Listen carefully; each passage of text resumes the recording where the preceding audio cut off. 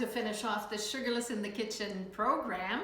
And so Helen and I came up with 5 questions that we're going to answer for you so you get to know us a little bit better, and also we hope to make you laugh a little bit. So,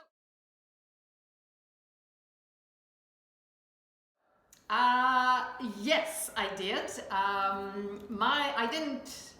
I wasn't able to follow the menu as is because I was moving between the cottage and home, so I was a bit all over the place, but I remained sugarless.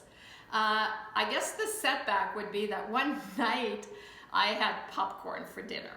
Now it was air popped popcorn I made myself. I drizzled with olive oil, so it was some good fats.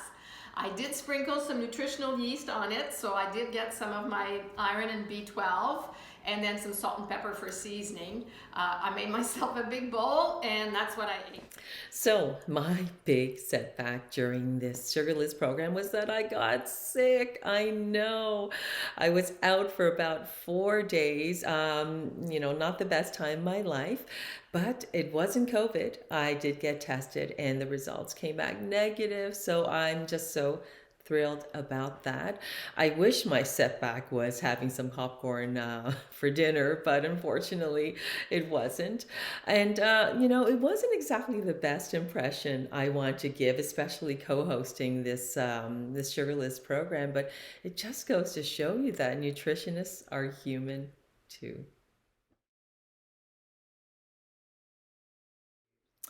The weirdest food I ever had was in Seoul, South Korea. I was visiting a couple years back with my family, and we were in this one area called Namdaemun. It's a bustling city there, and especially in this one area, a lot of tourism there. And there's just a myriad of food vendors on the streets. And we were walking down this one particular street, and you could smell almost this very earthy, roasted, nutty type of smell, and it smelled great. It smelled really great. So we just followed our nose and found the food vendor that was offering this particular food. And in Korean, it's called bandegi, which is silkworms, right?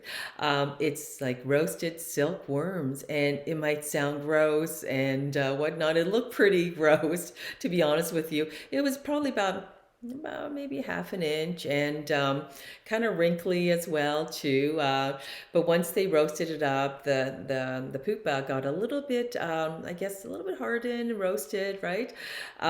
So he put it in like a newspaper, right? You know how you put the newspapers in like a cone shape, put some in there, and we literally just popped it back like popcorn.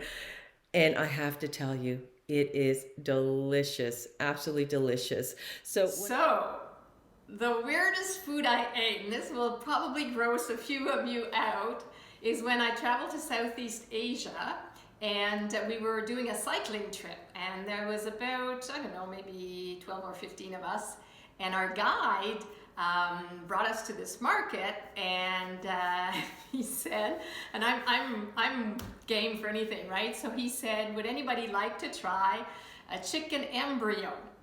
And before my head could think, my mouth spoke, and I said, yeah, I will.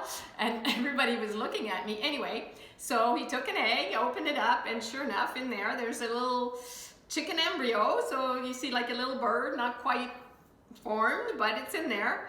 And so he adds a little bit of vinegar, I guess, or something, and a few herbs, and then cuts out a piece. And and I'm seeing like feathers and bones, and I'm going, okay, here we go.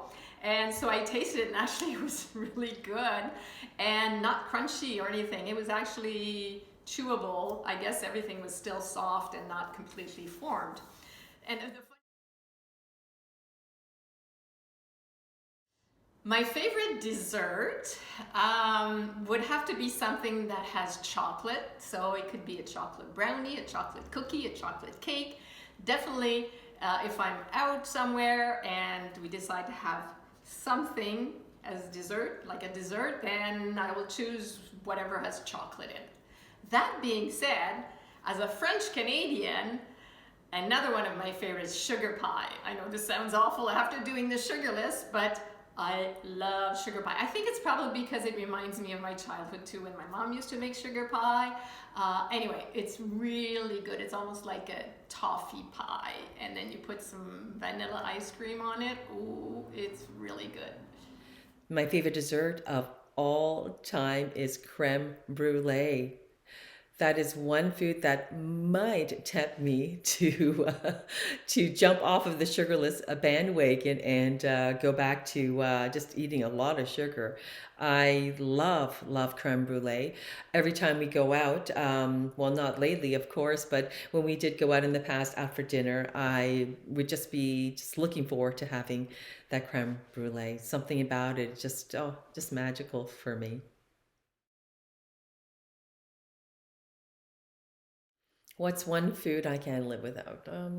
So the one food I cannot live without is kimchi. I am Korean, so kimchi is like a staple. I grew up with kimchi, having it every single day. And as I grew older and made my own kimchi, it's still the same now. We have kimchi in the fridge. I have it with every single meal. Yes, every single meal. Um, I make like different varieties of kimchi as well.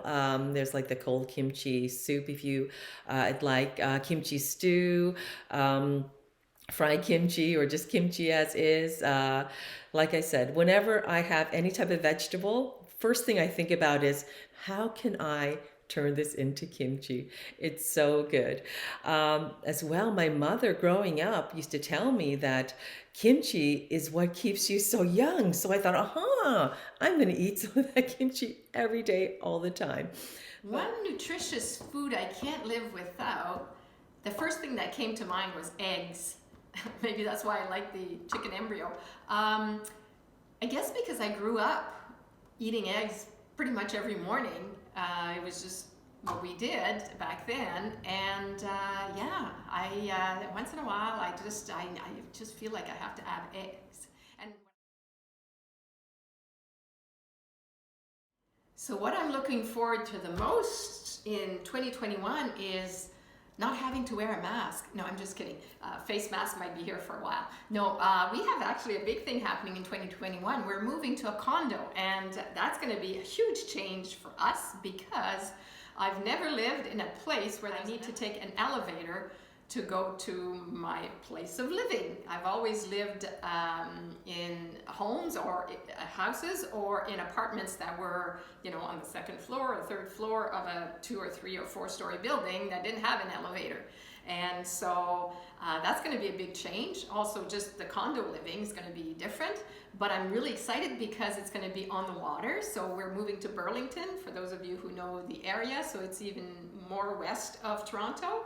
And we're going to be right at the beginning of a beautiful boardwalk that you can walk on, run, cycle, rollerblade. So I think it'll be a great lifestyle. I'll be able to walk to restaurants and shops all around. So I'm really looking forward to that. What I am looking so forward to is the birth of my first grandchild. And actually, that's coming up in a couple of weeks. Someone once told me that having a grandchild is just so different than having your own, right? And of course it is, right? But for me, it's just a dream realized. I love children. People who know me know that I love being around kids, and I just can't wait to get my hands on that little face and to just smell the baby smell again and whatnot. And I know what you're thinking, Helen. How is it possible? You're only 35 and you're going to be a grandma. Well, I'm not 35. I'm in my 50s, and like I said, when you live a healthy lifestyle, and including good foods in your diet and just loving people, it really shows. It really shows on your face. And I'm also looking forward to just gathering with family and friends again, just to be in each other's company in person. I know everyone's trying to adapt with this whole pandemic, and so many of you I know are longing to be with your close ones again, and that's the same with me as well too. So that's what I am looking forward to the most in 2021. So there you have it, a little bit more about your two nutritionists. I hope this made you smile a little bit. And again, thank you for joining us for the Sugarless. We had a lot of fun. We had great comments from people, which really warmed our heart. And we hope that maybe you'll join us again when we do something, another program in the future. We wish all of you well, and stay safe, stay healthy, and feel free to email us anytime. Even if the challenge is finished and you have a question, please email us. We love to help and support everybody. Bye.